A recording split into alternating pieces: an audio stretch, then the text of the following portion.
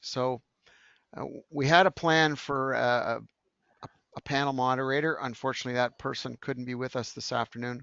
Kind of a short notice tasking to leave the country. And so I'm standing in as the panel moderator. A bit of background on me in terms of career. I joined the Canadian Armed Forces in 1972, served 34 years in the Canadian Navy as it was then known. Started out in a green uniform for about the first 14 years of my career. Primarily engaged in operations-oriented positions at sea and ashore. The ashore ones actually were mostly up in NDHQ as a member of the Joint Staff, which was stood up in the early 1990s. I arrived in Ottawa in 1992 and did several stints in operations-oriented positions related to Joint Staff activities. I also did 1 year on secondment to Transport Canada to help set up their Marine Security Operations Directorate post 9/11. And that was definitely an interesting experience. And along the line, I did meet Mr. Rob Hubert, who I will now introduce. Dr. Rob Hubert, PhD, is an associate professor of political science at the University of Calgary. He is a leading Canadian commentator on international relations, strategic studies, the law of the sea, maritime affairs, Canadian foreign and defense policy, and circumpolar relations. As I said, he and I first crossed paths back in the 1990s, I think it was, Yep. or perhaps a little bit later, and we were members of the Arctic Security Interdepartmental Working Group, which was stood up to look at Arctic security issues, obviously. Rob is a well-known expert in defense and security matters, and he's appeared before numerous parliamentary committees over the past few years. So welcome on board, Rob. I'll also do a quick bio sketch on Mr. Jeff Collins and Admiral Chris Robinson, whose face I saw just a minute ago. Jeff Collins, PhD, is an assistant professor of political science at the University of Prince Edward Island. He is a fellow with the Canadian Global Affairs Institute, as well as a research fellow with the Center for the Study of Security and Development at Dalhousie University and the University of Manitoba's Center for Defense and Security Studies. Jeff is an experienced policy advisor at the provincial and federal levels and has written and spoken widely on Canadian military and foreign affairs. Welcome, Jeff. Rear Admiral Chris Robinson, recently promoted to Rear Admiral and appointed Commander Maritime Forces Pacific and Joint Task Force Pacific, essentially Canada's Navy and Joint Forces on the West Coast. Chris has served for 30 years, and like Jamie, he is what I consider to be a career submariner.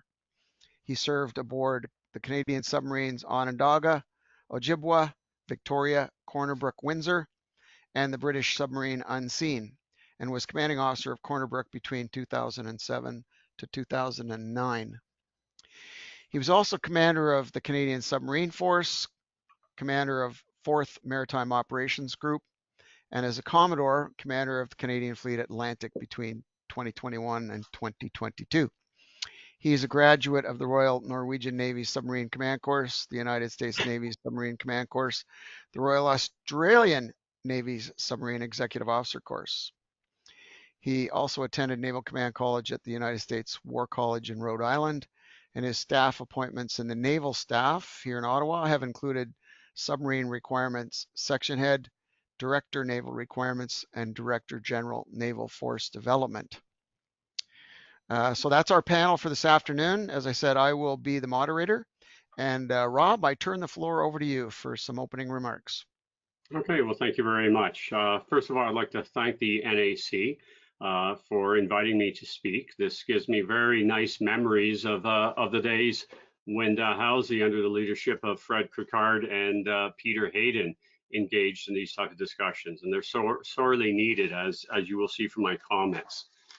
The main takeaway that I want to give in terms of our considerations, we've heard some excellent examinations of sort of the strategic, rational reason of why we need submarines and why they are important. And ultimately, no one can disagree amongst this audience.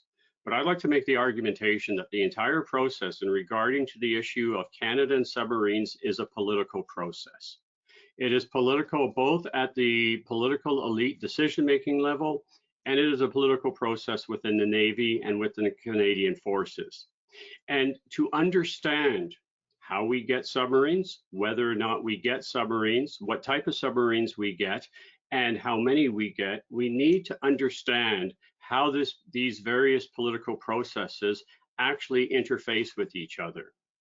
We have within Canada, and I don't have to explain it in any detail to this audience, of course, what is often referred to as saltwater blindness.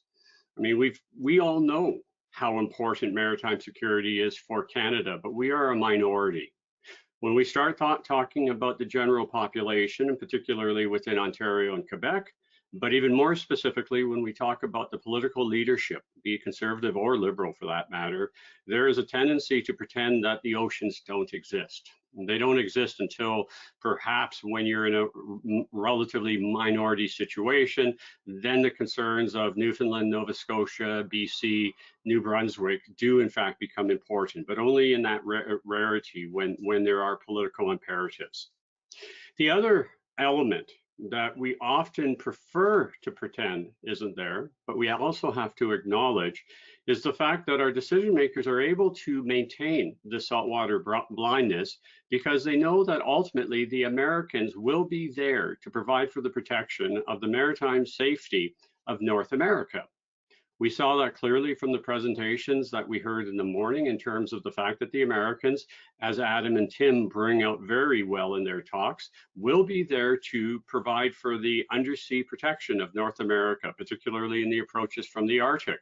And so this knowledge that it's not important politically for the election of a leadership, and that ultimately the Americans will be there to protect, means that we have to be acutely aware that in talking about how we go forward, how we try to come up with a rational discussion in terms of the strategic need of having submarines, really doesn't matter. We need to understand the political narratives that are developing over time. We need to understand how those points where there are opportunities, and in fact, the Admiral in his keynote talked about the opportunities that have occurred often on the decisions on whether or not to have submarines. And those are the elements that become acutely powerful for determining whether or not, in fact, we will be maintaining a submarine force.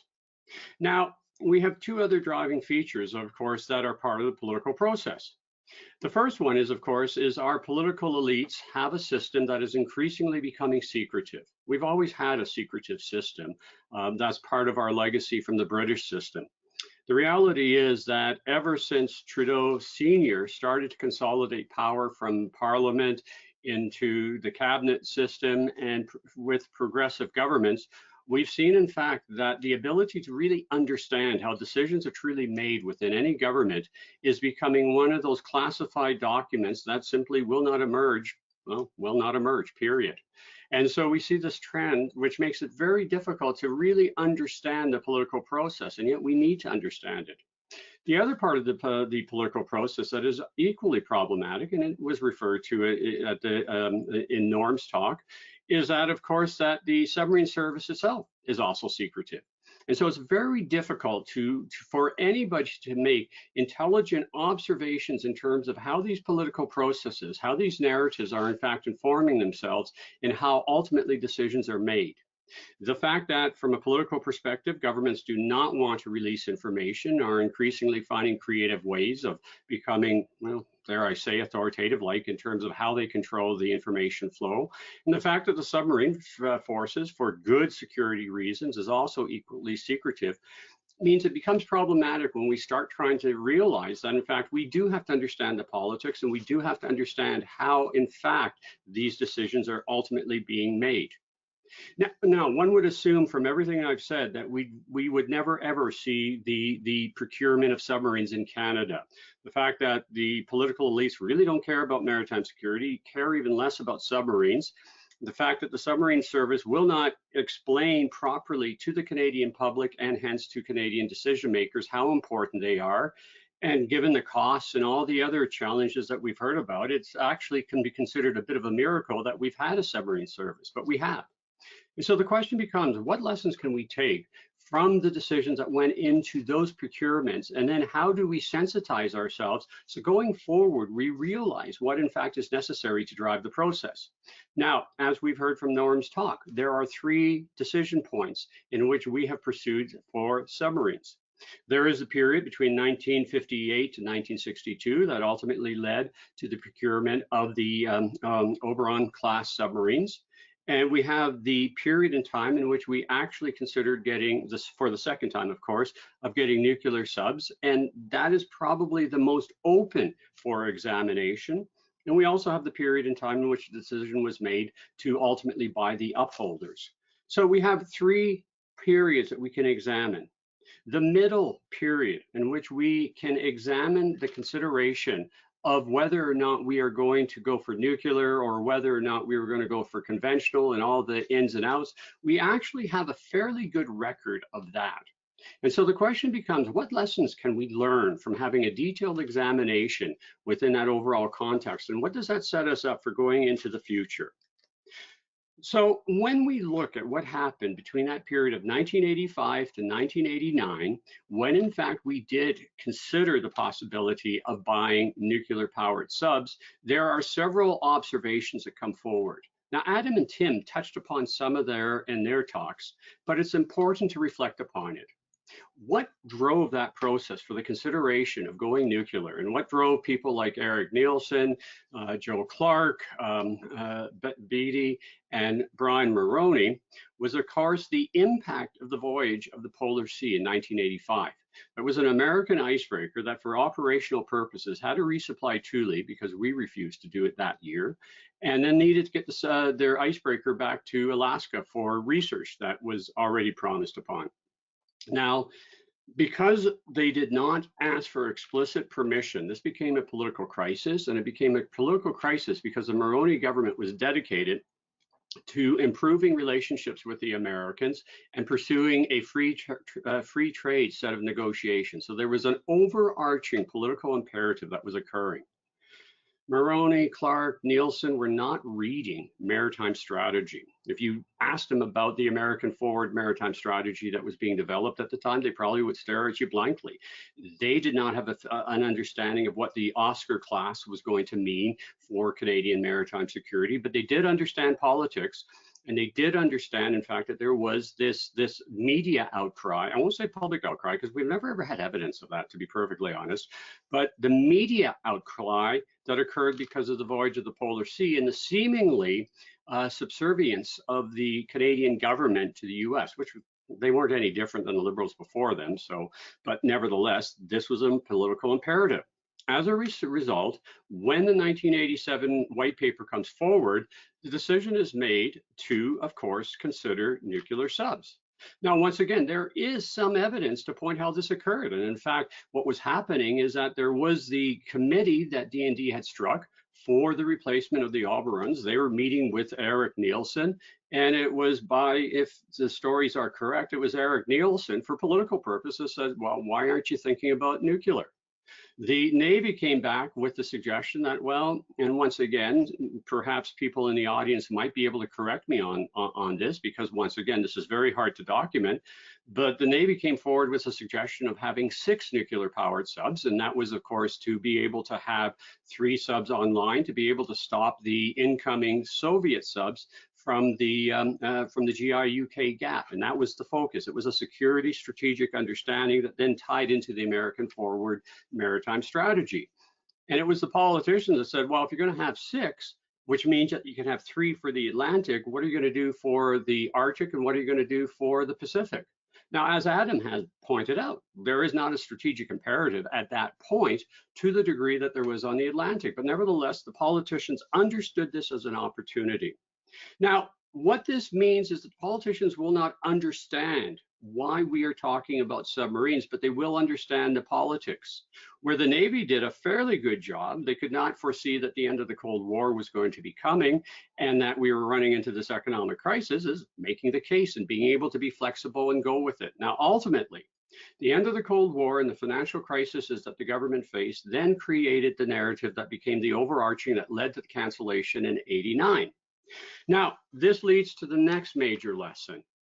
International events will shape how that narrative develops. We have the Polar Sea going through, which, quite frankly, really shouldn't have had anything to do with getting nuclear powered subs, but it did. It had everything. When we're looking forward, in the time span we are looking forward in terms of what type of events are then going to be interceding in our overall ability to have this political narrative, there's two.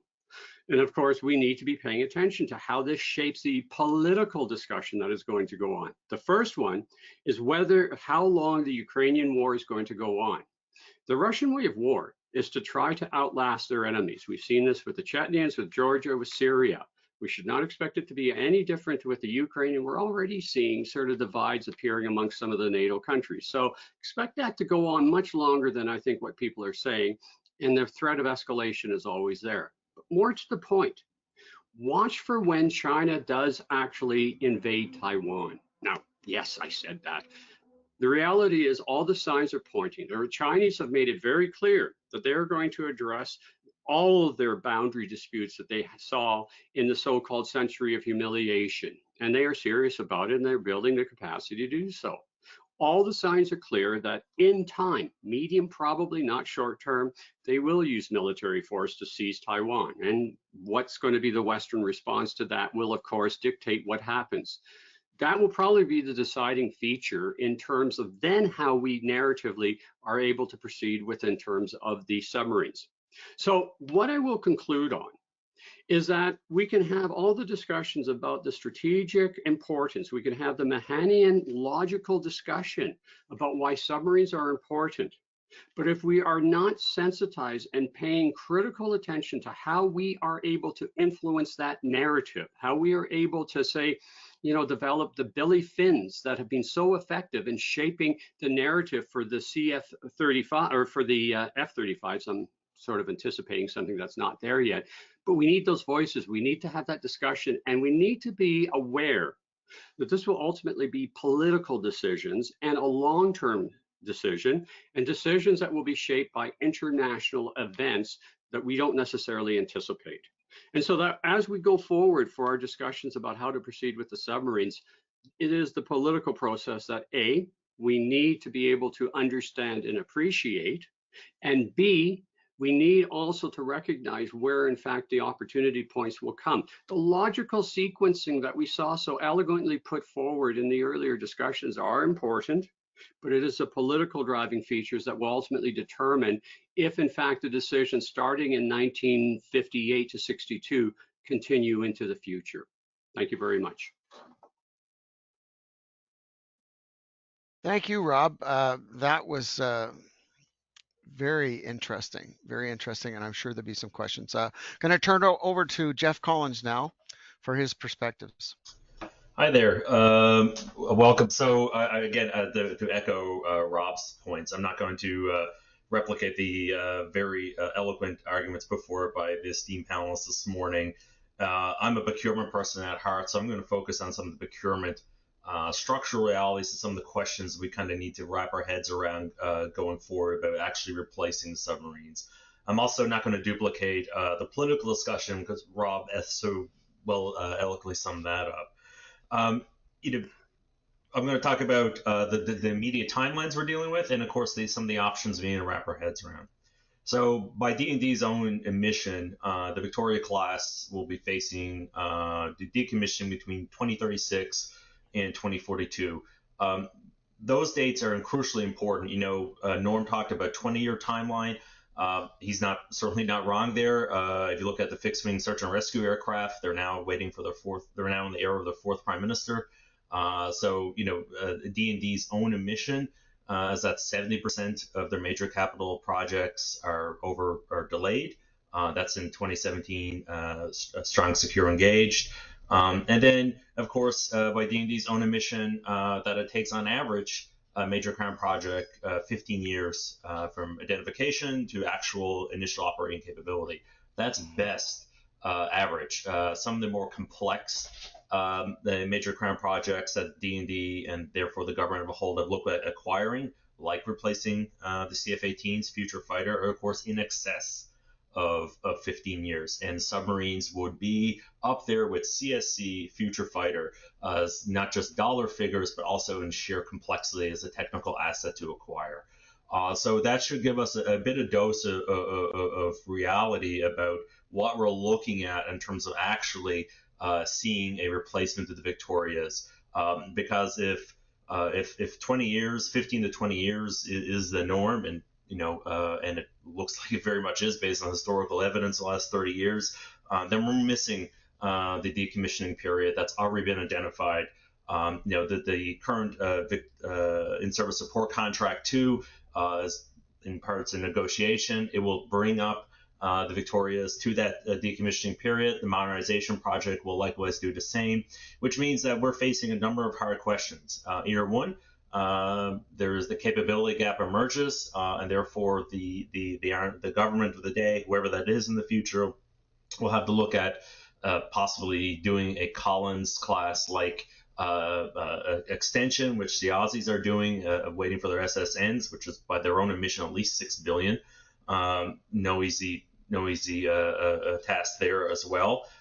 You either scrap the whole submarine service altogether, or you potentially look at partnering with an ally like we did in the 50s and 60s with the 6th Flotilla from the Royal Navy based out of Halifax to give some type of submarine, at least ASW capability in partnership with the RCN, therefore Canada as a whole.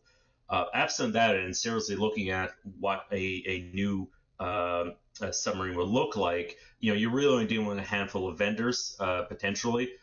Spain, Japan, Sweden, Germany, France. That's really in the game. The South Koreans, what's been reported, apparently looking at doing an August-like arrangement again, the nuclear, which arguably probably remove them from a non-nuclear capability. Yet, the RCN in Lee Mark 2050 is clear that they want an under ice submarine capability. If nuclear is not into play, and at the Industry Outlook event in April this year, the RCN confirmed that they're looking at AIP and diesel electric, so it removes nuclear as a potential to meet that requirement, which pretty much reduces it to air-independent propulsion. Challenges there. There's no existing in-service AIP submarine with the design characteristics that will allow for the safely transiting under ice. So we're getting into the classic, taking an off-the-shelf design, which is a phrase Tim Choi and I took a shot at earlier this year.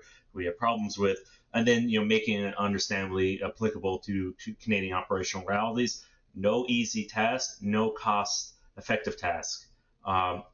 So those timelines are definitely being a challenge. And the dollar figure itself is something that we probably won't be able to get a handle on until we've gone through the full process of not only just making those adequate design changes, but actually having built one, which is years and years into the future. And that scares political decision makers. And I won't get more into the conversation that Rob just provided. But yet it's something that we as proponents, I suspect, I'm assuming here on this in this discussion today, are in favor of submarine replacement, need to wrap our heads around in terms of the political reality that their decision makers are dealing with. It's often been pointed out that the federal government has no problem spending exorbitant billions of dollars on socioeconomic programs. True, they tend to be popular, but they're also tied into federal provincial transfers. And they're linked to per capita spending formula, which makes them structurally fiscal transfers. You cannot really take money out of the federal Department of Health and plop it into D&D because those are transfers. Therefore, D&D is a discretionary spending item, which that terminology certainly bothers me, and I suspect a lot of people. But from an accountant's perspective, that's what it is. And when there's trouble and the fiscal horizons, discretionary spending is that, and therefore it gets the axe to buttress up those more structural spending programs, which the federal government, thanks to our most recent agreement with the NDP, have now allocated, or at least promised to allocate even more money to. So those are the immediate fiscal horizons we're dealing with in conjunction with a COVID hangover and high inflation.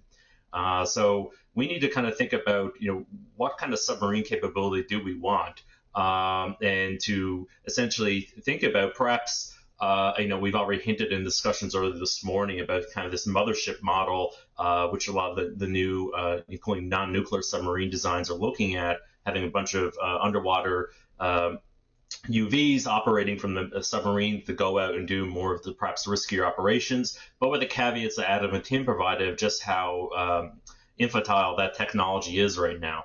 So no matter how we look at it from a Canadian renewal of the submarine capability, we are talking about very much a developmental approach to meet the needs that we've identified, that our Navy has identified, and that we want to have in terms of a three-ocean Navy, especially with the changes going on in the Arctic.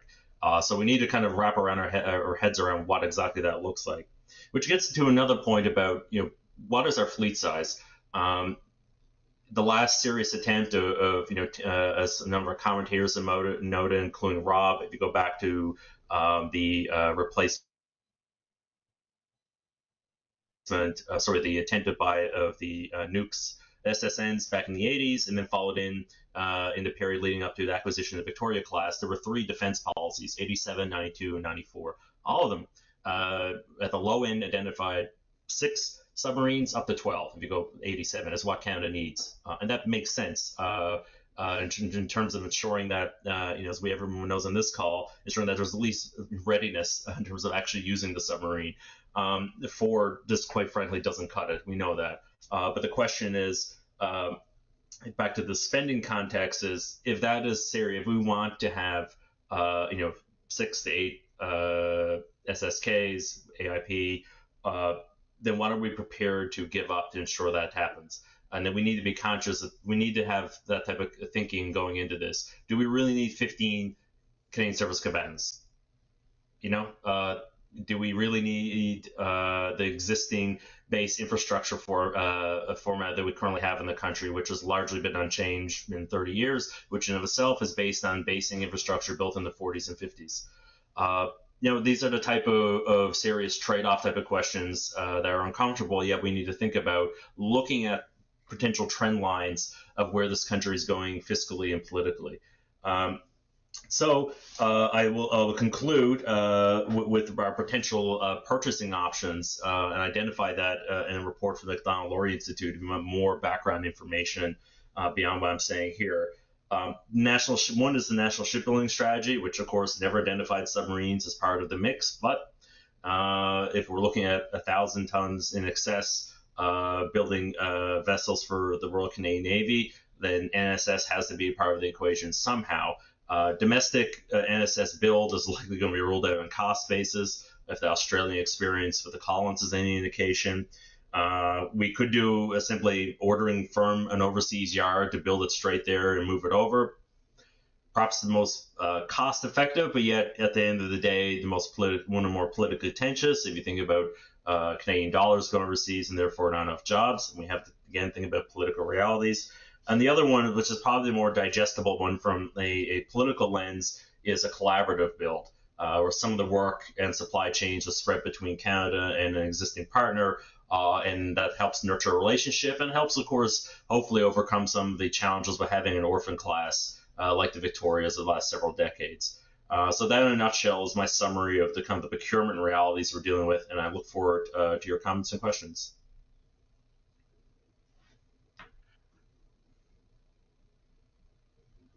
Thanks for that, Jeff. Hopefully everybody can hear me. I just did a quick click on and quick click off of my microphone, and now I see the Admiral is with us. he's all booted and spurred. And Admiral, the microphone is yours. Hey, thanks very much. Thanks, Tim, for the great and brief introduction at the beginning. I'd also like to thank my fellow presenters and indeed the entire NAC Naval Affairs team for inviting me to participate today. So I won't touch on the political nor procurement aspects, as my fellow panelists have already covered that in extensive detail. Instead, I will stay in my lane and discuss operational requirements. I'll highlight right at the beginning that I'm speaking today as a subject matter expert, and I'll emphasize that I have absolutely no links to the Canadian Patrol Submarine Project, which is in the early stages of looking at the capabilities that could be required for Canada's next generation submarine. Accordingly, nothing that I say should be construed as official project information, nor indicative of any future discussions to be made by the proper authorities. It's often customary between one First Nation and another to give statements to recognize the hospitality shown to them when visiting other territories, to honor their ancestors, as well as acknowledging the ongoing relationship of people to place at the outset of any meeting. So in that spirit, and in the spirit of reconciliation, I would like to begin by paying respects to the Algonquin people, who are the traditional guardians of the land where this conference is virtually located. I acknowledge their long-standing relationship with the territory. I pay respect to all the Indigenous people in that region from all nations across Canada who call Ottawa home. And I acknowledge the traditional knowledge keepers, both young and old, and I honor their courageous leaders, past, present, and future. I note this both in the spirit of reconciliation and, of course, because we gain diversity. We gain strength from our diversity and in celebrating our history. So I'll move to threats. Surrounded by such an interested and knowledgeable crowd, I know you have a deep awareness of the many reasons that Canada needs a Navy. Indeed, this was well covered already this morning. We are first and foremost a maritime nation with 3 expansive oceans and a long history of excellence at sea. I would go one step further and suggest that we are a maritime nation, not simply because we have borders on 3 oceans with the world's longest coastline, but rather because of our trade with the world. Leadmark 2050 notes that a third of Canadian Tire's entire inventory is at sea in containers at any given moment, and I think that would be true across the entire supply chain that makes up our economy. I believe that future adversaries will likely present a range of conventional, irregular, and asymmetric threats in the maritime space. For many potential adversaries, mines and submarines will remain the most effective platform to deny access, given their ease of acquisition and the significant resources and level of effort required to counter such weapons. These benefits accrue whether the underwater weapons are actively employed or not, and we've seen multiple examples of this happening in the last few decades, apparently including the Black Sea today. Moreover, the coming decades will also see the widespread adoption and deployment of remotely piloted and autonomous vehicles, which give more options to an adversary and thus further complicate the underwater battle space. Moreover, for friendly forces, such vehicles will extend the sight and range of a task group, performing intelligence, surveillance, and reconnaissance tasks in high-risk environments, remotely targeting weapons, and conducting battle damage assessments. However, while autonomous vehicles will become increasingly useful for dull, dirty, and dangerous missions, crewed vehicles will remain indispensable for complex situations, requiring decentralized command and independent decision-making for the foreseeable future. Weapons release authority in particular is exceedingly unlikely to be delegated to autonomous systems within the foreseeable future. Regardless of the means at their disposal, future adversaries can be expected to deliberately mask their actions in the clutter and congestion of the littorals, exploiting the natural environment to reduce the effectiveness of networks, sensors, and weapons. Littoral waters present significant environmental and propagation challenges for traditional acoustic sensors, notwithstanding the considerable advances in signal processing within modern sonar systems. The littoral in particular demands more technologically advanced solutions such as multi-static sonar configurations and advanced signal processing combined with data fusion techniques. The RCN is already evolving its underwater warfare capability using a systems of systems approach. This is being achieved through improved technologies to increase domain awareness and provide improved effectors and an evolved self-defense capability. Our expanded capability needs to integrate all aspects of the underwater domain, fusing data from a variety of sensors, platforms, and weapons to increase our ability to exercise sea control and sea denial. This necessarily drives the need for crewed submarines. Strong Secure Engage affirmed that the RCN is a blue water navy, which requires a balanced mix of platforms, including submarines, surface combatants, support ships, and patrol vessels, in sufficient quantities to meet our domestic and international needs. Canadian submarines are a key element of a systems of systems approach to maritime domain awareness. Working together with surface, air, and space surveillance capabilities, submarines play an important role in sovereignty operations and continental defense today, and are anticipated to continue to do so and perhaps even grow in significance. Submarines contribute to protecting Canadian sovereignty by providing presence, surveillance, and response capabilities that enable a deterrent effect to counter potential adversaries or trespassers in Canadian waters. Offering a robust suite of surface, air, and mostly electronic warfare by that, and subsurface surveillance capabilities, submarines are a key element of the Canadian Forces' system of systems approach to subsurface maritime domain awareness and response, an aspect of sovereignty and continental defense that has seized NORAD and national attention for the uniquely stealthy, persistent, and lethal capability set that they provide. Though key contributions to maritime domain awareness in Canada's territorial waters and approaches, along with an unparalleled response capability, and by that I mean heavyweight torpedoes, Canadian submarines advance core continental defense objectives under the NORAD agreement and the CAN-US Combined Defense Plan. The criticality of a fulsome Canadian maritime domain awareness contribution is emphasized by the fact that Canadian areas of responsibility lie along the Great Circle route between Russia and China and major North American ports, which increases the likelihood of foreign subsurface presence off our shores. Given that submarine technology is being exploited by non-state actors, even Caribbean drug cartels, the significance of subsurface maritime domain awareness is an important capability to retain and grow. Moving to the Arctic, Canadian naval assets, including submarines, have operated north of 60 for decades. Depending on the time of the year and ice conditions, the Victoria-class currently has the capability to operate in the Canadian Arctic and the choke points of the Northwest Passage. Given the climate change-driven changes of rapidly receding ice coverage in the Arctic, the potential areas for operating Canadian submarines will increase significantly. Operating in the Arctic can be divided into under ice operations and patrols in the vicinity of the marginal ice zone. Each has its own unique challenges. Currently, sustained operations under ice are the domain of nuclear-powered submarines, but AIP submarines are certainly capable of operating under the ice cap as well. Operating in the north, even in the approaches to the marginal ice zone, brings with it significantly different operating conditions than in southern waters. Having operated in the marginal ice zone, both in ships and submarines, there's three issues that stand out to me as the main challenges: navigation, strict environmental stewardship, and long-distance system support. Navigation concerns me because, with sparse bottom soundings available, and generally, from a submarine perspective, shallow waters, it makes iceberg avoidance an interesting sport. This can and will be mitigated by high-frequency navigation sonars, reliable inertial navigation systems, but most importantly, regular operations in the area in order to improve crew familiarity with the local conditions. Our waters north of 60 include the areas covered under the Arctic Water Pollution Prevention Act, which makes the management of bilge water and organic waste a significant concern. The RCN is a leader in protecting our environment during our operations, and of course the Victoria-class and the surface fleet always make this a priority. While environmental regulations impose endurance limits during peacetime, they're not insurmountable. Future submarines will need to have advanced treatment systems and large holding tanks. The requirement to deal with environmental concerns will likely dictate a requirement for larger hulls. The sheer size of the Canadian Arctic is the final factor I want to highlight. The Nanisivik Naval Facility is roughly the same distance from Halifax as is Portsmouth, UK. The challenge for Pacific deployments is even greater, as Nanisivik is further from Esquimalt than Esquimalt itself is from Tokyo. This illustrates that vessels operating in the north are often on their own and need the endurance, stores, and material condition to operate without access to support. You'll notice I didn't mention communication challenges, as I expect everyone here already understands. SATCOM is severely degraded the closer to the poles one gets, and the HF is constrained by the transmitter output power. Despite these challenges, operating in the north is a natural mission for SSKs, and Canadian submarines can and do make these patrols, especially near choke points. This is precisely the type of employment that conventional submarines excel at, contributing to a recognized maritime picture by conducting joint intelligence, surveillance, and reconnaissance patrols, along with anti-submarine warfare searches. The large bow array of the Victoria-class is a phenomenal long-range sonar, and when coupled with a very capable suite of sensors, including a ranging sonar, towed array, optical periscopes, electronic warfare systems, the information is fused into a usable intelligence product by outstanding crews using a command management system and, of course, electronic charting. Going under the ice, other than for relatively short distances, is out of the realm of the possible because conventional submarines lack the unlimited power to create their own breathable atmosphere, along with powering ship systems and propulsion.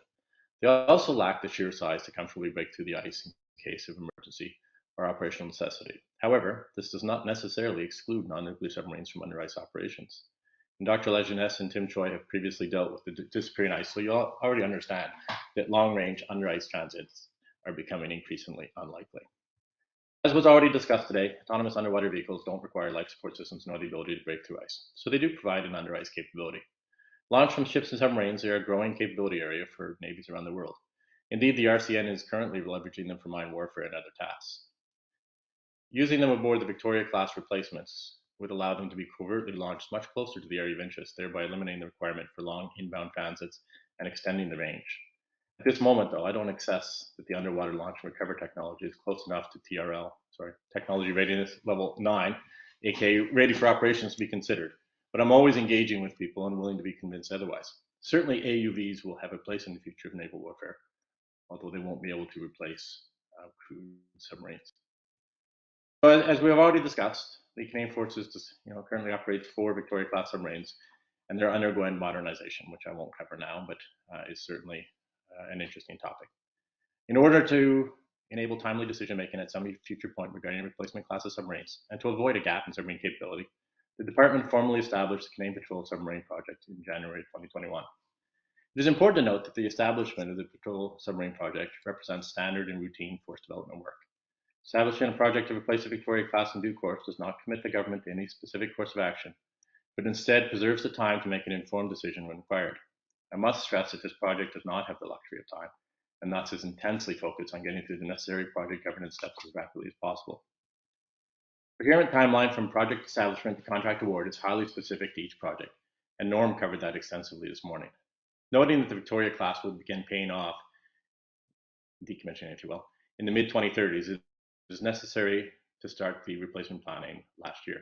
Synchronizing the replacement project with the Victoria class plan, i.e. the plan that covers both maintenance and operational windows, is necessary to ensure the submarines are paid off and sequentially provide their crews for the training trials prior to delivery of new platforms.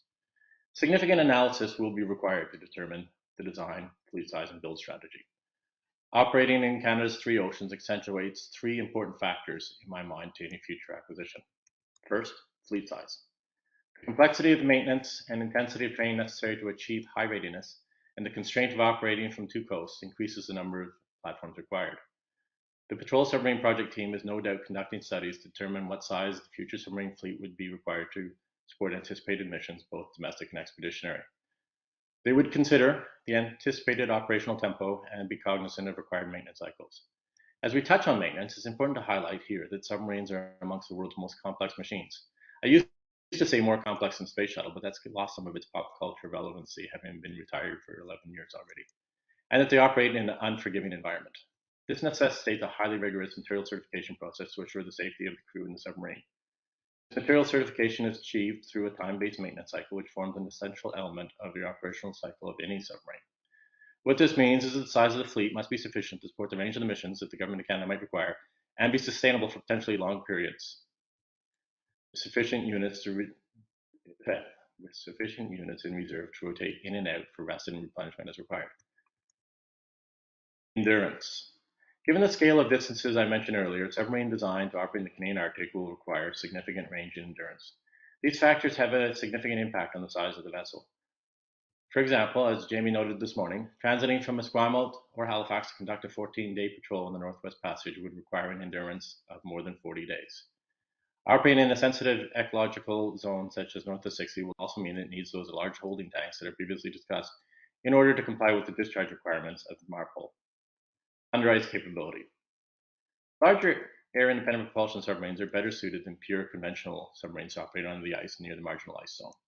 Current AIP systems allow for 14 to 20 days of continuous dived operations at 4 to 6 knots, which provide an operational endurance of roughly 2,600 nautical miles.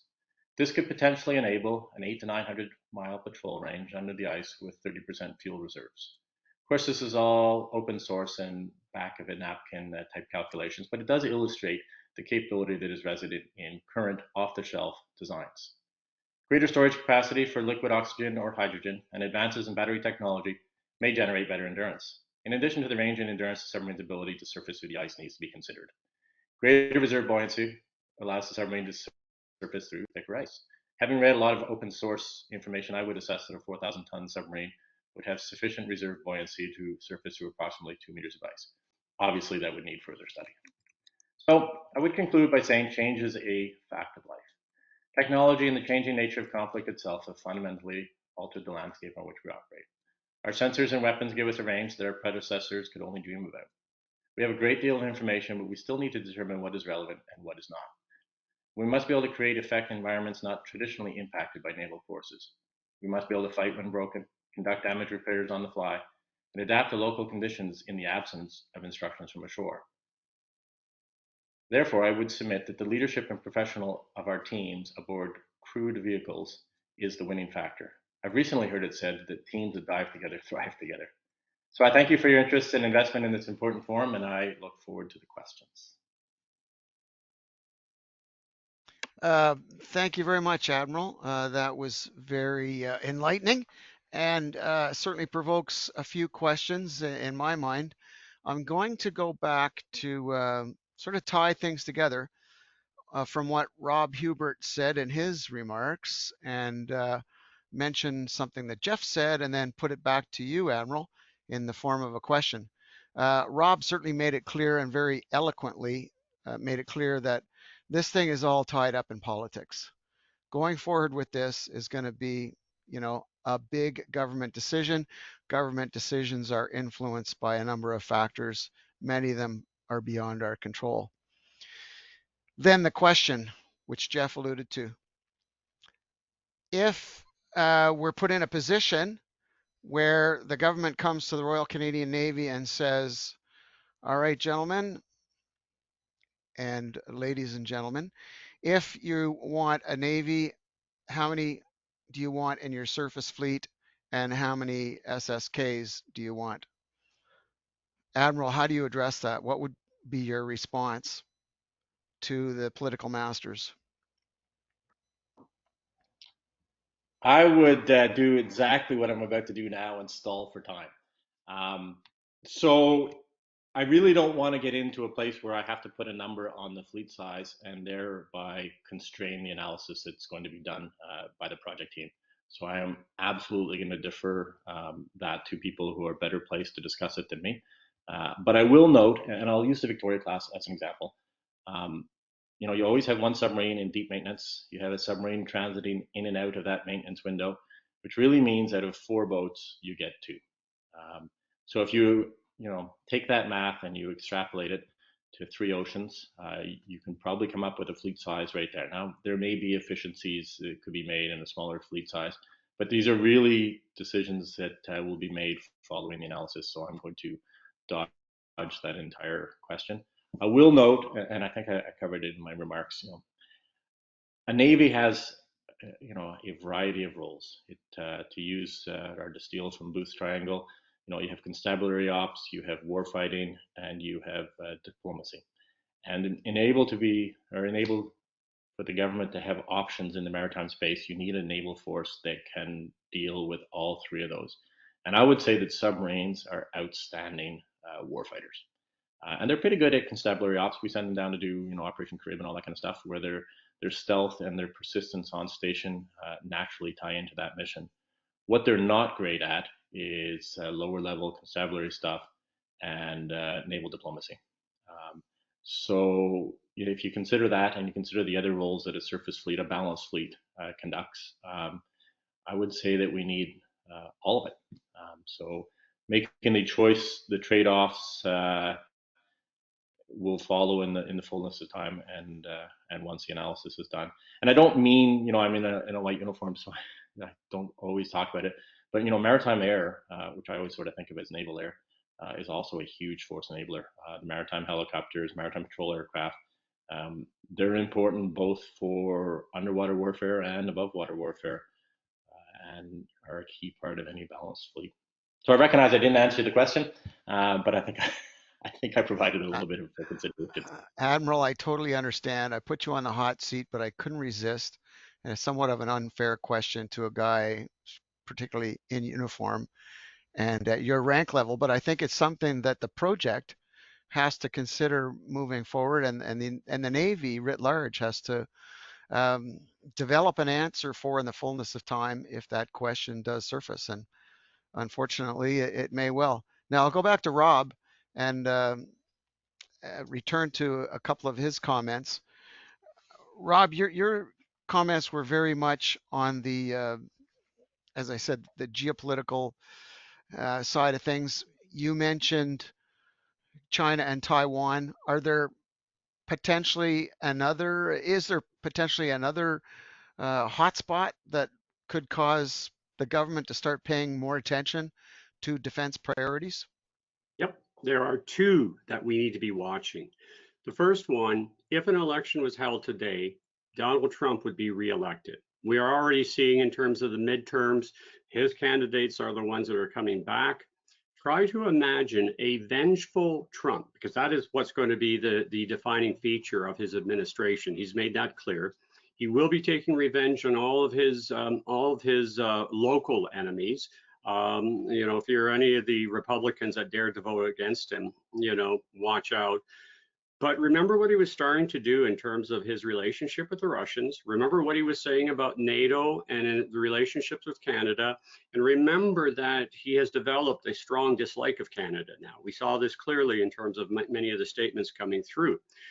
The whole question of the Ottawa disposition, or the whole relationship that starts with Mackenzie King and FDR, should Trump be reelected? And as I said, if the trend lines continue as of today, is going to undermine that whole geopolitical reality for Canada of having a United States that automatically protects Canadian interests. And that is going to be traumatic, and that is going to be dangerous for us. So that's the second major event. The third event, and it's occurring as we speak, is that within the context of Northern NATO, there is a subsection dividing itself off. Now we can see it in terms of some of the new arrangements that the Americans created with the Finns and the Swedes even before they officially came into NATO.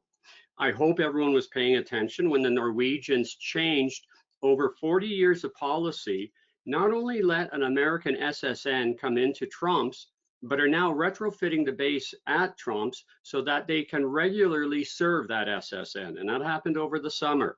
And so what the Americans have been very effective in doing, and perhaps Admiral Woodall, when he comes back to Ottawa, can speak in terms of some of his experiences with the Second Fleet, is that we are already seeing that the Americans are leading a northern dimension of NATO into a ring of, one could be, use the metaphor, a ring of snow or ice around the Russians. And so Canada is losing a major political opportunity right now as we speak. Once again, we did Operation Dynamic Mongoose, and once again, the Navy is a little bit at fault here, I'll say. Instead of just saying over and over and over, submarines, submarines, submarines, we were there, we followed Russians, Russians are there. That secretive nature still is our worst enemy. And so we have these three events. We will have a war in the Asia Pacific. I don't think anybody doubts that in the medium term. We are already seeing a new Northern NATO in terms of the maritime side being created, and we're not there. And if the American political system changes, that's still up in the air, that will fundamentally change the whole core assumption of how we dictate how we do security. We'll have to be very serious about it at that point in time. And we will pay a penalty if we're not prepared. So those are the three factors in that order.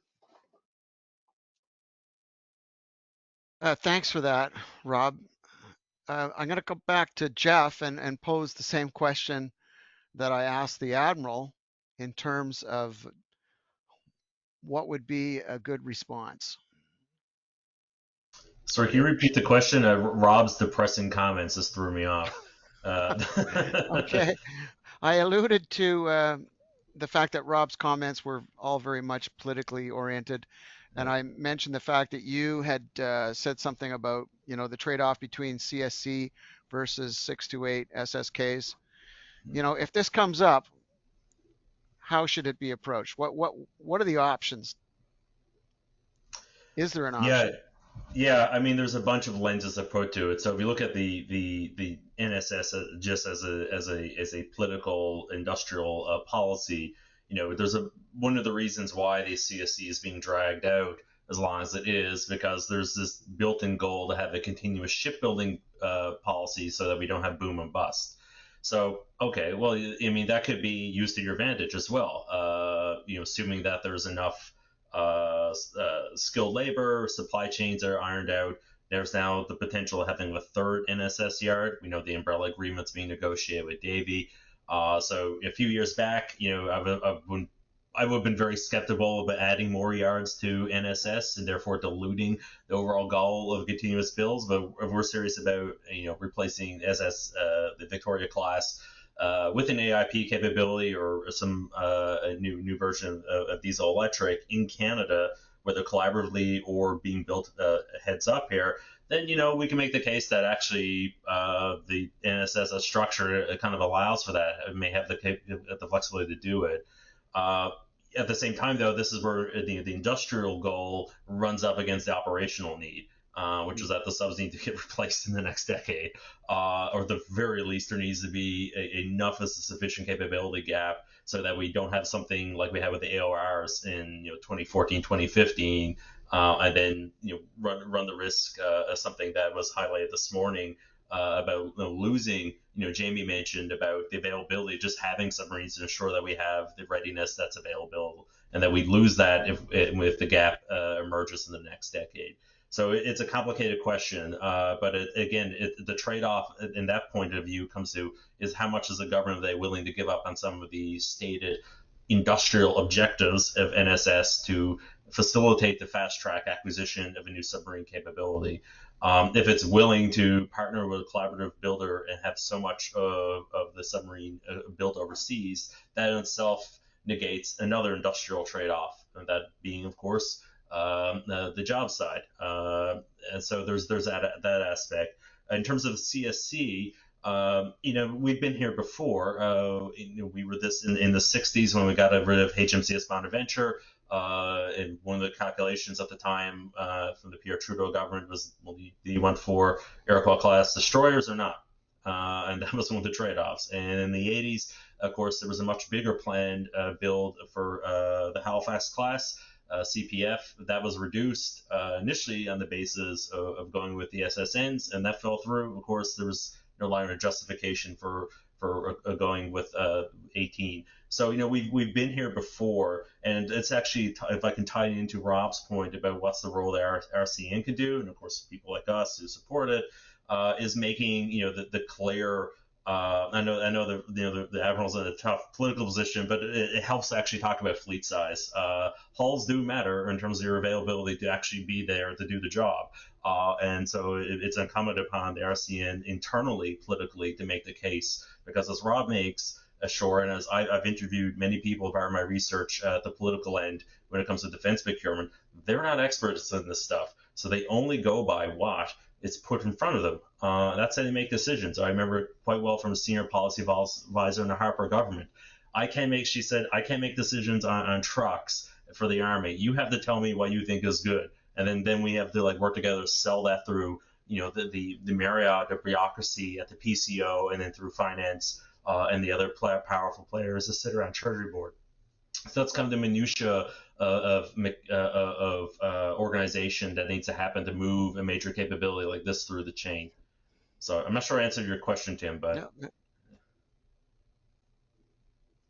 well, you certainly did in my mind. You gave us more food for thought, and as I said earlier, I think the RCN's really got to do their homework, because questions like that could inevitably be asked. And I think it's, there are reasons why we need surface ships. There are reasons, obviously, like we're talking today, why we need an undersea presence.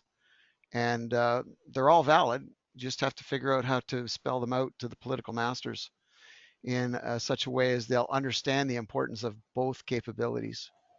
In any event, I got one more question before we break this panel up, and it's to the Admiral, and it's actually from Adam Lajeunesse.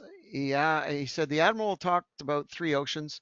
Could he share some thoughts on what he sees as the key operational requirement and issues in providing enduring operational presence in all 3 going forward into the future? So, Admiral, back to you for a quick wrap up on that. I'll start by really flippantly saying I thought that was the entire focus of my speech. But no, I mean, obviously, operating in the Arctic is new. I don't have to build the building blocks here that it was covered in ice previously, so no one went there, because everyone would get that. But what most people probably don't derive from that is we simply don't know the area. When I operated up north and I was sort of watching the over Rob's shoulder there, the photo of Corner Brook up in the Arctic, a blank piece of photocopier paper pretty much resembled the bottom soundings in that area when that photo was taken. So working in the area, continuous presence in the area, getting to understand not just the bottom topography, but what is the normal pattern of life? Where are the fishing vessels? Where's the merchant traffic? Where's the commercial traffic? What are the air operations in the area? How does the hydrographic effects of the freshwater runoff from the rivers and lakes and from the melting ice? How does all that impact? Only comes from regular and routine operations up there. Of course, recognizing that the Navy is now regularly operating in 3 oceans, the government of the day procured the Arctic and offshore patrol vessels. And those ships operate up in the Arctic a fairly significant amount of time. I spent 6 weeks up aboard Margaret Brook through the winter, breaking ice, and they operate up there with more than just sensors that would appear on a cut sheet showing what's on them. And I won't go more in depth into that, but they do conduct surveillance in all domains of warfare. And the more we operate up there, the more we're comfortable operating up there. But it goes back to those 3 things that I really talked about, the themes for operating in the North. You need to know the area. You need to operate there so that you build a better knowledge of the area. You need to, of course, protect the environment. And I know in a warfighting scenario, it seems like I'm harping on something that is is small and easily dealt with, but trust me, it is not. And the third one, of course, is the super long distances. You break a simple part, getting that shipped to you on the submarine or on the ship and in service is difficult enough. Never mind the communication challenges. Once you get above about 70, 75 north, communication challenges are a real issue. So all of that is my answer. Probably not very comprehensive, but it's the best I got. That's a pretty good answer. I just want to throw one out there for kind of a general purpose comment that I think the thing that's going to start driving this is more economics and anything else. And I'm suggesting specifically that when the Chinese fishing fleets start moving closer into the Arctic and we see other economic activities being infringed upon. After all, the last time when we really got close to getting into some kind of fisticuffs out on the Atlantic, it was over turbot, and it was purely an economic scenario. So I think that's going to be one of the things that could potentially drive this down the road. Anyway, I'll leave that one out there. Perhaps we can come back to that later on in the afternoon. But we will pause now. It's 14:03. We will pause for a bio break and come back at 14:15. In lieu of necessarily something that's directly related to ship construction. So let's not fixate on building submarines in Canada. Let's talk a bit, about public support. This is the most important of the political requirements listed here.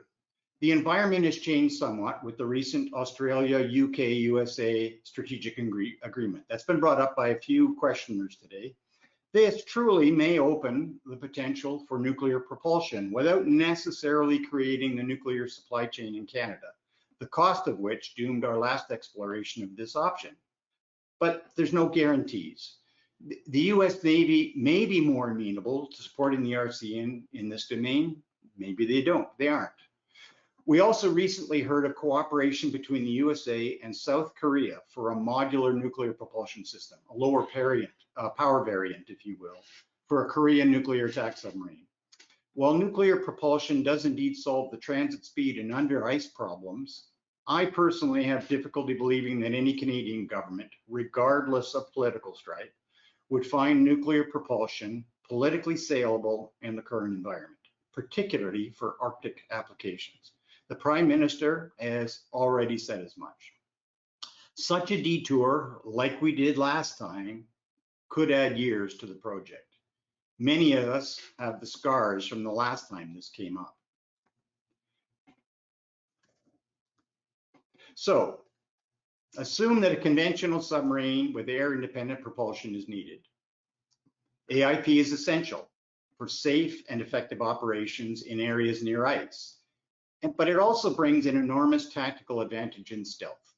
It can be clean, so great for an Arctic application. Most existing AIP designs allow for roughly 3 to 4 weeks of independence from the surface. Some level of ice reinforcement of the fin area would be needed to penetrate Arctic ice in emergency or for communications. But we must consider the Arctic of the future, not the Arctic of the present. A full climatic forecast needs to be done in advance of any decision. Canada submarines will need to be able to operate where and when we can reasonably expect to see other nations' ships and submarines. Ice thickness and extent will change with global warming. Under ice performance should be optimized for future conditions and for those areas that we're likely to deploy. Some studies show that the Arctic could have ice-free summers by 2050. If this is true, then most of the Canadian Arctic waters will only form new ice in the winter, thus only up to about 1 meter in thickness of uncompressed sea ice. We should also expect that there will be more polynyas or open water areas due to warm currents. So future Canadian submarines are not, I don't think, are not going to be trying to penetrate through a thick polar cap of multi-year ice that you see the US and the Royal Navy doing today. In any case, those two navies will be there. And frankly, the Russians and Chinese will, by the time we get these new submarines, they'll be able to fire their ballistic missiles from their territorial waters, and indeed cruise missiles probably. And there's no reason for them to forward deploy to higher risk areas.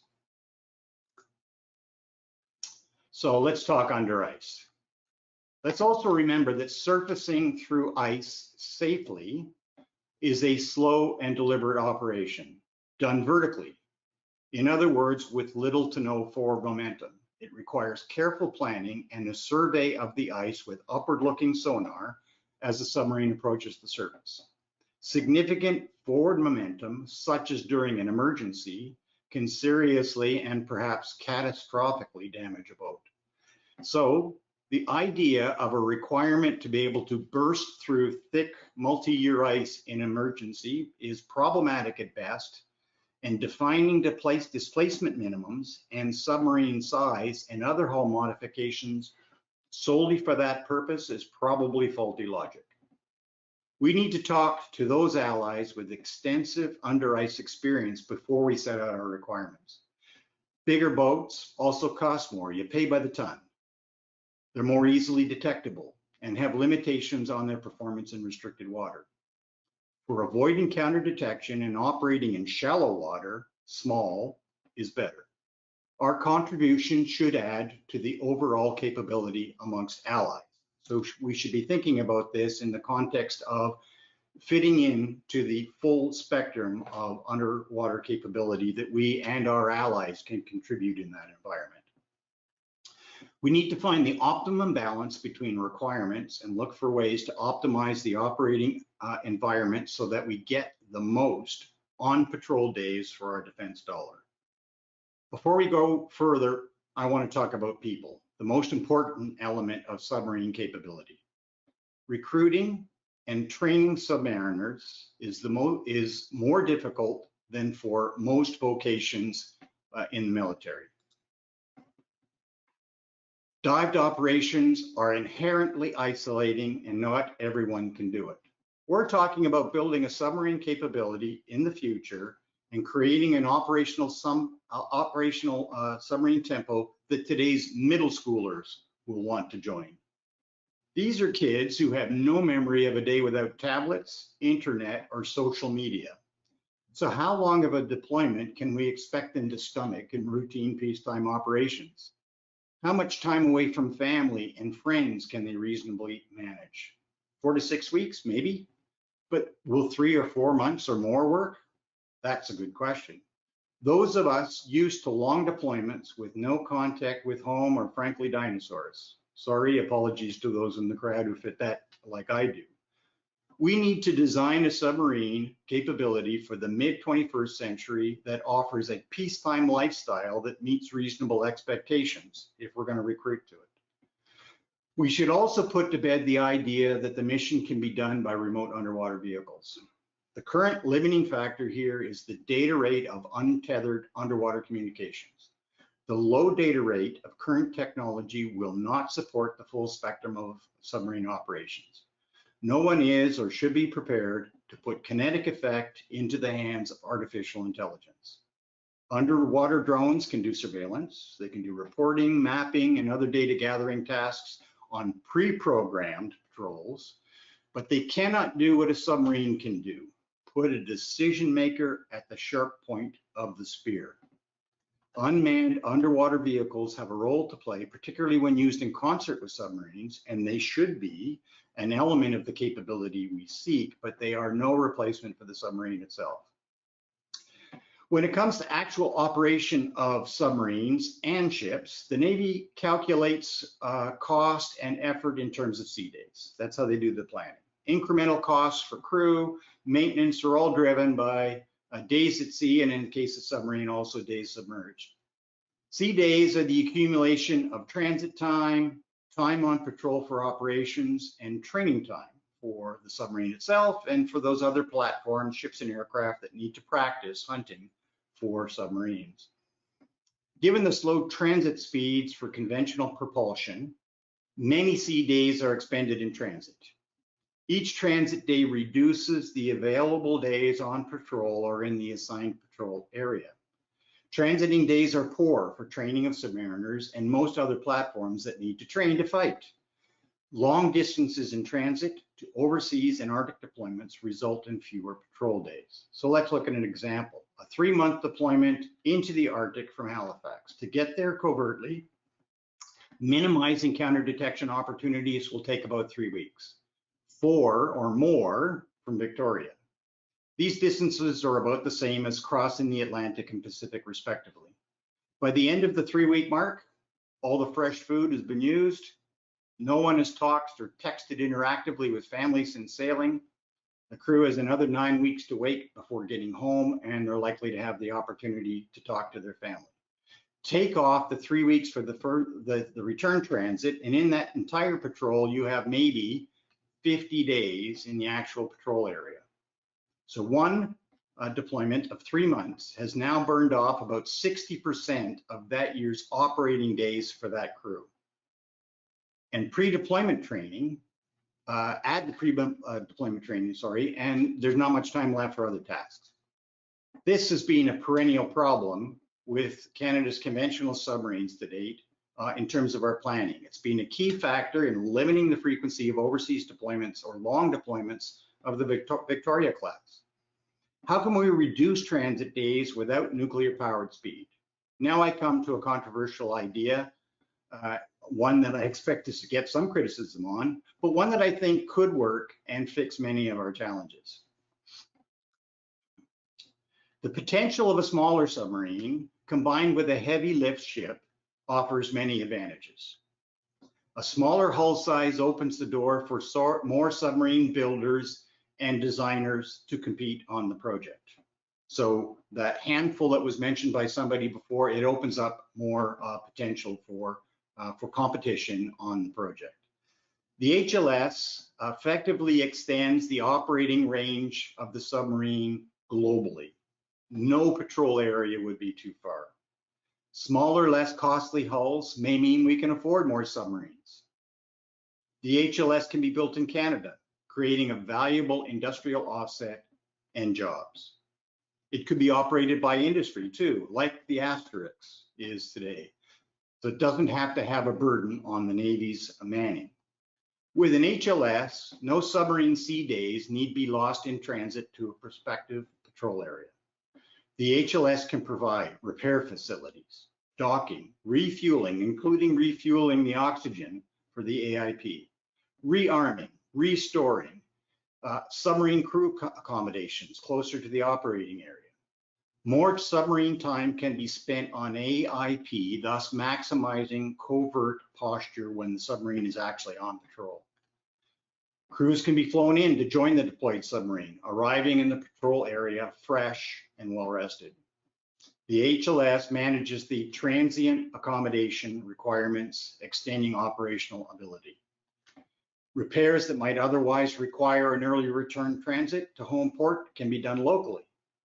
When not embarked in the submarine, special operations forces can be housed aboard the HLS, allowing operators to maintain their fitness and training right up until the time they're embarked in the ship, of the submarine. Mission loadouts of the submarine can be tailored to changing operational requirements, so weapons can be changed out. When not supporting the submarine, the HLS can be used for other purposes, such as humanitarian and essential stores movements to northern communities and areas affected by natural disasters. An HLS could provide strategic lift for a wide variety of government purposes without needing more uniformed naval manpower. An HLS can be fitted with submarine rescue capability, something that we don't have resident in Canada today. Something that would be available for Canada and would be a valued contribution by our allies. On the downside, people will tell you that an ALS might need escort to the theater of operations in a period of heightened tension or threat. That's certainly true. Let's take a look at the Arctic example. Let's go back to that. Instead of maybe 55% of the deployment actually spent on station, you can now have 100% of the time on station.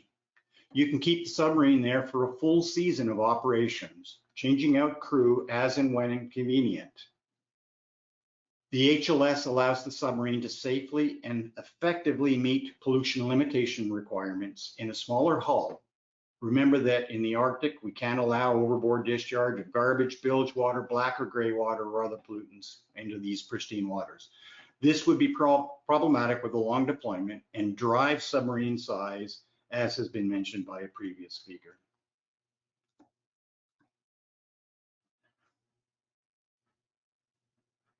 I'm just trying to end the slideshow here. Critics and purists of submarine covert thinking will tell you that such an idea trades off the very stealth and advantages of a submarine. They would rather see us sail in the dead of night, slip beneath the waves, and quietly transit however long it takes to our distant patrol area, just as we did in the Cold War.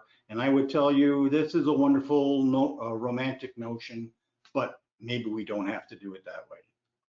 I would counter that anyone who thinks that a conventional submarine can transit across an ocean in the age of 2040 and beyond satellite technology is probably fooling themselves. Satellite surveillance combined with big data processing is only going to get better and could have significant impacts on how submarines can maintain their stealth on long deployments. The first time you go into port for stores, fuel, medical emergency, or to the surface to communicate directly or simply to connect to the internet or launch communications buoy, you're going to confirm a submarine's presence in that area. So the fact that an HLS is nearby and it confirms the submarine's presence, it's still going to be true regardless. Every indiscretion creates risk of counter detection and attack. True covert stealth might only be achieved in this future environment once the submarine gets to its patrol area and can reduce its indiscretion rate through lower power consumption and through maximum use of air-independent propulsion. So let's focus on stealth when stealth matters most, when the submarine is on patrol. I know I'm running out of time, and I want to leave plenty of room for discussion and criticism. I welcome it. So I'll stop here, but I would ask you to set aside your biases and your preconceptions. Think through the options and base them on sound research and realistic expectations for our future operating environment. In the end, we need submarines. Look, I'll happily take them in any size or shape, big or small, nuclear or conventional. They're just that important a capability to retain. Whatever the Navy and government chooses, I'll be on board. New submarines have to be, though, able to get where we want them and stay there long enough to get the mission done while meeting the operational and personnel challenges we should anticipate in the latter half of this century. There's much work to be done. I wish the project team the best of success in their analysis, and I thank you and open the floor. Thank you very much, Bob. That was certainly of interest, and certainly the option that you outlined deserves more consideration. I'm sure there are other pros and cons and other opinions, and let's just see what people are thinking. Well, a whole bunch of things have popped into the chat, and I'm going to let Barry take over with the questions then. Thanks, Tim. I think we'll start with one question quickly that says, you talked about the lack of capability in Canada to develop or manufacture steel for a submarine. But if Canada did choose to build that kind of steel facility, would there be more of a market in commercial requirements than solely for submarines? So do we need a steel capability that is of that nature? It's not a question of the steel. And we can certainly do work with high quality steel. The question is the ability to roll it, so produce circularity, mold it into exactly the right shape, and we're talking a big shape. So rolling that is high tech. We're talking about the ability to do the kind of high quality welding, joining sections together, so that the welds meet the standards for the high pressure underwater environment. You know, there are some skill sets in Canada today, and undoubtedly this kind of a capability could be imported into the country, but it's going to have a cost factor to it that is not going to be insignificant. It's going to be quite a large cost factor, and it's going to have a time factor to train people. We probably need to import some skills and then train the people or send them overseas so they're trained locally and then they can train others. But in either case, all of those things add timeline to the process. And rolling high quality steel, you know, in tank shapes, I don't know what the commercial market is, but I wouldn't imagine it's going to be anywhere near enough to offset the costs of building that kind of capability. Okay, thank you. There's several comments about the heavy lift ship concept. One is, will you need more than one? Because an HLS will periodically have refits. Is there a bigger benefit to building an HLS than using a concept like forward basing, perhaps in a place like Churchill or Nanisivik or wherever? And so there's a couple of questions around that. Yeah, well, fair enough, but think about it from the perspective of construction up north. How much is it going to cost to construct a high quality facility for submarine support in the Arctic? And we know all construction in the Arctic is extremely expensive. Any investment you put in a specific location is fixed. So, you know, if you're going to sink those costs into building a port facility in Resolute Bay or somewhere else up north, Nanisivik, that's not a deployable capability. An HLS can deploy globally. It can go anywhere. Yes, maybe two would be better. I'm not specifying the number. What I am saying is, if you do have them, then you've got an ability to send a submarine anywhere in the world. I mean, it's inconceivable today to think that a Victoria class could be deployed anywhere in the Indian Ocean. It's just too far and can't be supported there, and the number of sea days used is extraordinary. An HLS gives you the ability to deploy your submarine anywhere in the world and continue to support it in that theater of operations. Once your HLS gets to a protected port somewhere in the region, then it just becomes another asset in the theater. I think it's a workable concept, but I understand the reluctance of people. They just don't see it as being stealthy. And of course, there is the potential that it draws cost away from the submarines themselves. But I think if we're looking at the overall deployability and support of the submarine and maximizing patrol days, I think it's a concept that at least deserves to be studied. If the Navy decides that 4,000-ton submarine is the only way to go, I'm sure they'll do their homework. But I don't want them to start from that assumption. I want them to start by looking at all potential options. Great. I'll sort of follow on question to that. In your experience, does the USN do replenishment and crew changes at their overseas forward locations like Diego Garcia? And is the HLS just a way of doing that at a better cost? Well, crew changes have been something that lots of people have tried in the past. It's not a bizarre concept. It's easily doable. So the crew change itself is not a particular problem. I don't know where the U.S. may be doing it.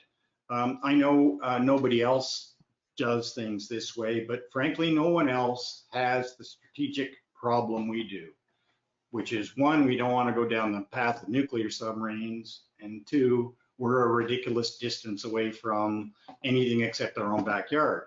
And so if we want to make meaningful contributions to alliances, coalitions, going forward, I think we need to take a good hard look at how we're going to get our submarines around the world to participate, because it isn't going to be just about domestic operations. We should have, but we didn't really see the Ukraine situation coming up. There's no way anybody can tell you that they know what the operating environment and the strategic challenges are going to be 20 years from now. And that's what we're talking about. So we need a submarine that will meet those kinds of situations. Lots of flexibility and lots of optionality going forward. Great. There's another comment that just rolled in that says, given your broad argument for a heavy lift ship in the future and the evolution of sensor and mass data mining at the same time frame, you could make a strong argument not to acquire submarines, but to acquire advanced UUVs as they evolve and run them from an HLS. So would there be a significant impact on R&D for those kinds of devices, control, programming, sensors? Well, again, you can use you can pre-patrol or pre-program a UUV to go and patrol in an area. You can pre-program it to come to the surface and let you know that it has a contact. What you cannot do is tell it what to do about that contact. You cannot apply kinetic force to respond to that situation. So, you just cannot do what a submarine can do. I get that. It's an interesting idea, but it will not do what a submarine can do. And as I think virtually every speaker before me has said, you really want to put the human at the sharp point of the spear.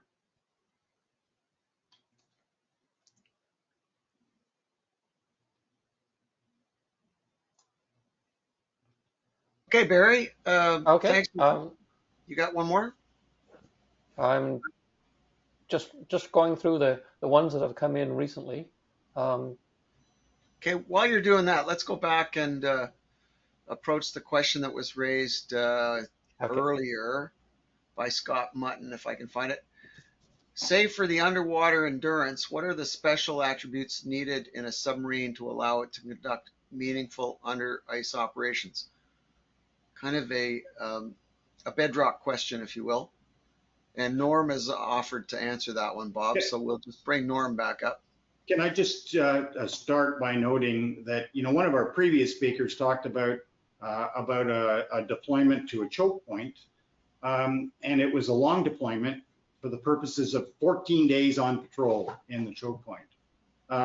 So this is the issue that we need to address: is how can we get sustained operations where we actually want the submarine and how do we manage all of those transit problems?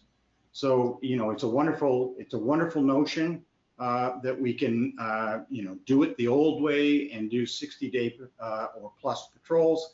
The question is, will we have people that are prepared to live that kind of lifestyle? And on a 60-day patrol, how much time are you actually getting on station? Yeah, that's it in a nutshell. Time on station.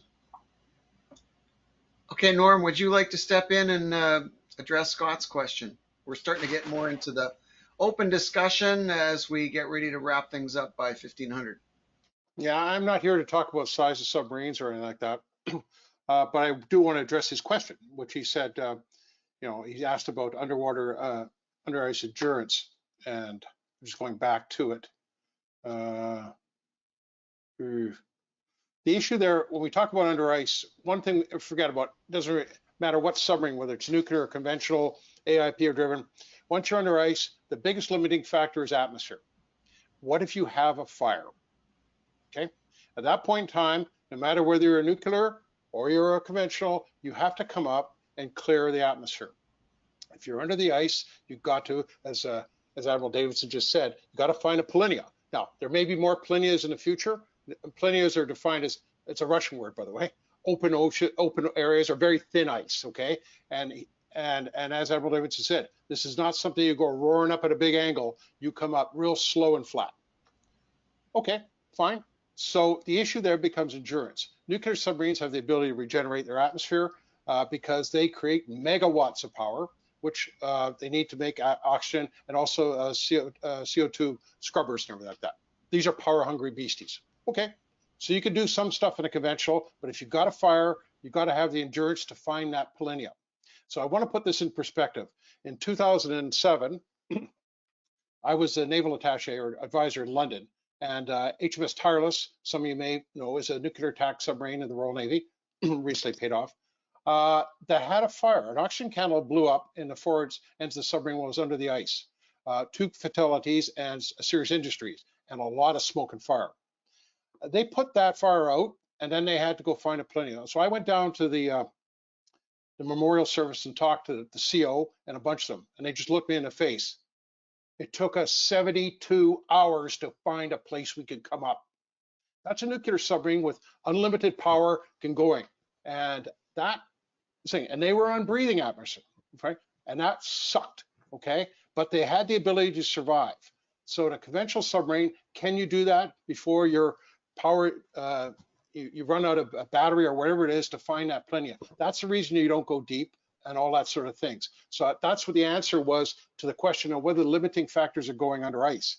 There's a whole bunch of things we talked about surfacing through, different levels of ice. And I would just bring everyone's pick. Whenever you see a picture of a submarine surface through ice, take a look at the folks standing there. You'll notice the ice is like not very thick. It's okay, a big chunk of ice, but it's not meters and meters thick.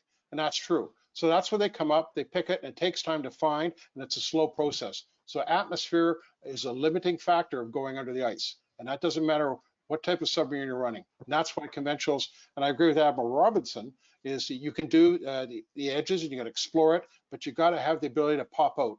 And a lot of that was done with, I think it was HMS Grampus, actually in the 1950s, going up and going under there and getting scared.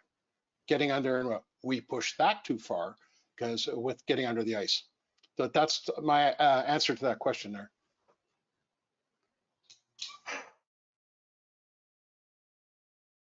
Okay, I have Thanks for that, Norm. a couple of comments from another former submarine commander, Jay Plant. He says, I am a former dinosaur and can only disagree with your out-of-the-box concept of operations. So peacetime lifestyles are not for submariners. Submarine patrol areas and movements are classified. Even without the Arctic, Canada requires a blue water submarine with 60 days plus endurance. And DSRVs, or submarine rescue vessels, are taxied to submarine patrol areas, and submarines proceed covertly to their patrol areas. So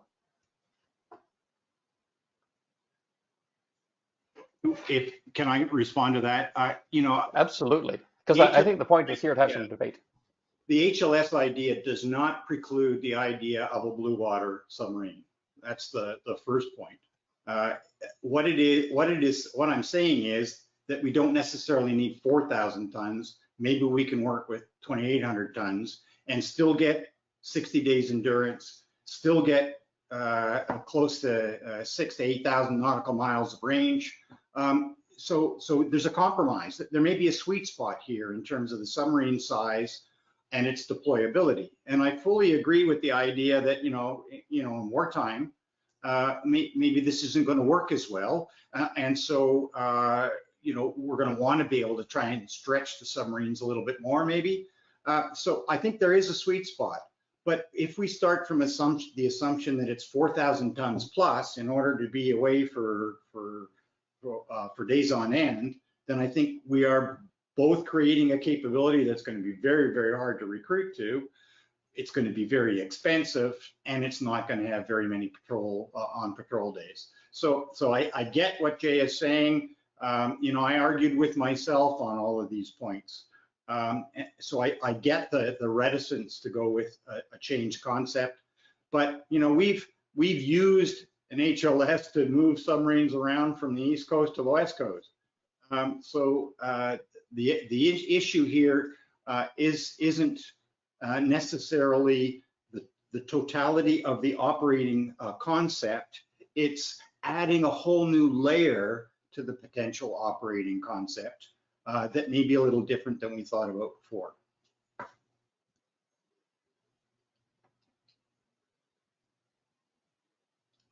Going back to the earlier comments on the situation regarding ice, Bob, I think you mentioned that the prediction is that it will be pretty much down to single year ice by 2050. Was that based on a study, or have you picked that up from somewhere? Well, I picked it up from the Barents Observer as one source, but there are studies out there that are looking at different climatic models going forward and whether or not current CO2 levels continue to rise, or even if they're capped because of actions taken by governments. They're still predicting that by 2035, 2040, we're going to have some summers that are ice-free. By 2050, we could have most of the summers ice-free. Of course, when you look at the Arctic and ice, you've got to look at a polar projection. You've got to look down from the North Pole and being up in the sky, and you see that the currents flow in a counterclockwise direction. And so any ice that is there tends to build up as it moves in a counterclockwise direction around towards the Western Canadian Arctic. So even in an environment of the future where there's little ice, we're still going to see ice in parts of the Western Arctic, perhaps even into the summertime. It may collect there. The bottom line here is we need some really careful study of what those conditions are. We need some best estimates of that. And I'm not convinced that a 4,000-ton submarine is going to be needed to break through the ice. Let's not decide that we need 4,000 tons for that purpose. But if in the end we decide we've got to have that kind of range, okay, fair enough. I'll let the Navy do the numbers and do the sums. But even if we go to a 4,000-ton submarine, maybe we still want to look at the HLS for our ability to support the submarine when it is deployed up into the Arctic, and for its ability to deploy a submarine globally, plus the humanitarian piece.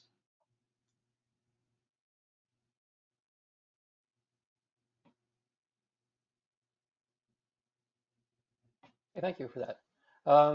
I've got one comment here that says, might we not want to opt for two different submarine solutions, one for the Arctic and one for blue water? And I guess part of the question is you could use something smaller if you were doing Arctic choke point operations that would deal with the manning challenge. And I don't know if that would work or not, but I'll leave it up to you to opine.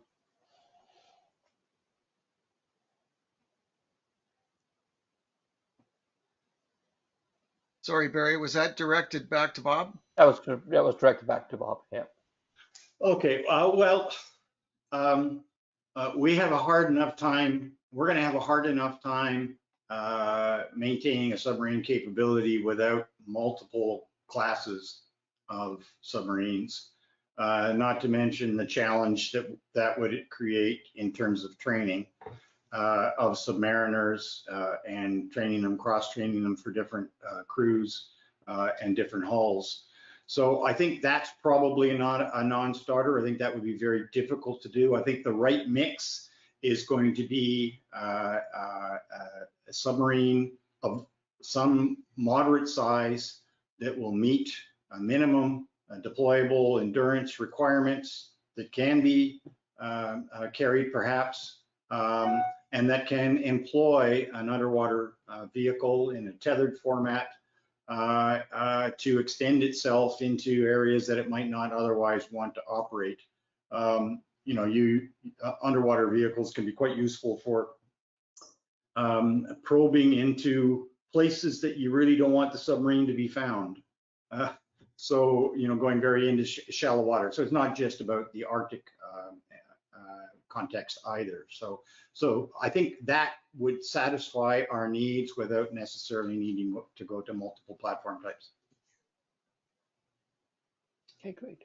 Thank you. Okay, I thanks. see we're at Thanks for that. 3 o'clock, so I'll turn it back to you, Tim, for closing remarks.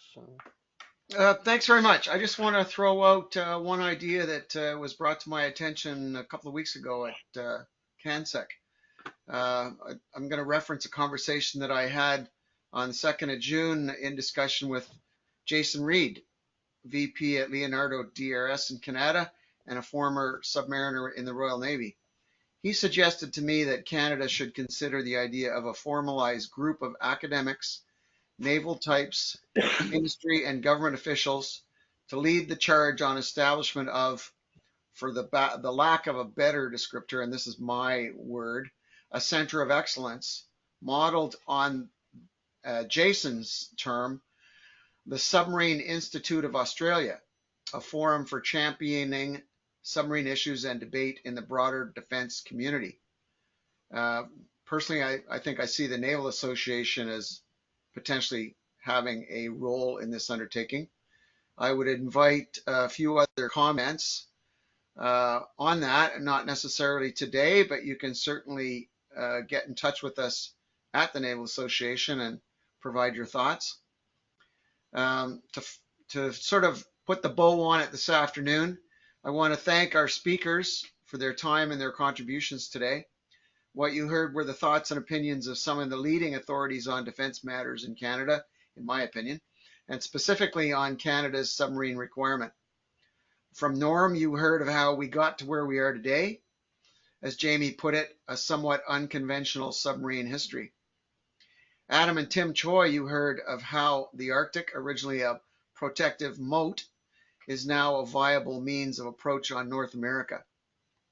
Our keynote speaker, Jamie Clark, provided an analysis of the stark realities in terms of the threat to Canada posed by our adversaries, the need for deterrence, and I mentioned that word earlier this morning, and the requirement to be able to monitor and protect our Arctic waters, as well as those on our two coastlines, our other two coastlines. You were also reminded of the lethality of a submarine capability when facing an adversary, and Jamie's quote from Admiral Sandy Woodward on the Falklands War. The panel covered a number of other themes, all pointing towards and reinforcing the requirement for a submarine force as a component of the RCN, and indeed, in my mind, a strategic component of the Canadian Armed Forces. What we need to do is ensure that the RCN is fully booted and spurred and prepared to defend that requirement when pressed by the politicians, as Rob Hubert alluded to. And finally, this afternoon, Bob Davidson gave us an overview of his thoughts on the importance of submarines and an interesting concept to consider when looking at options. So I want to thank all the speakers again for their contributions. This has been a number of meetings leading up to today to get everything aligned and to make sure that we are all prepared and that the technology in fact work. And quite frankly, I was quite pleased with the results. I'm sure that this will not be the last discussion on this subject. our intent today was to engage in strategic level discussion to lay the groundwork for future, more detailed discussions on capability requirements and potential solutions. Some of this discussion is already planned for the fall. In fact, Adam Lajeunesse is organizing an Arctic Security Operations Workshop, 18 and 19 October in Halifax, that will to a degree be related to the submarine requirement. As well, Vanguard Magazine's Deep Blue Forum, scheduled for 1 November, will examine the Canadian submarine requirement from a more technical perspective. I certainly intend to attend the Deep Blue conference, and I hope that many of you will too. In closing, I want to make it clear that the Naval Association is a not-for-profit organization that wants what's best for Canada in terms of maritime defense and security capabilities, which are required to deliver on those commitments to Canadians that I mentioned in my opening remarks. We must be able to protect our sovereignty, security, economic assets and capabilities, and our freedoms in an ever increasingly volatile world. As we've done in the past, the Naval Association would be more than happy to assist the Government of Canada in any way it can, through outreach, education, studies, conferences such as we had today, and appearances before the appropriate parliamentary committees by our members and associates. The recording of this conference will be made available online. In addition, there are several of the speakers I believe have agreed to publishing their papers on the Naval Association website, and we alluded to that earlier today. Last but not least, I would like to thank our speakers, not our speakers, but our supporters, our sponsors, for helping us out in keeping the engine running here at the Naval Association and ensuring that we have the funds available to put together events like this. They certainly can go a long way in ensuring that our Navy is what we want it to be: effective, efficient, and globally deployable, and with an underwater capability going into the future. So thank you very much. That concludes the Naval Association's annual conference for 2022.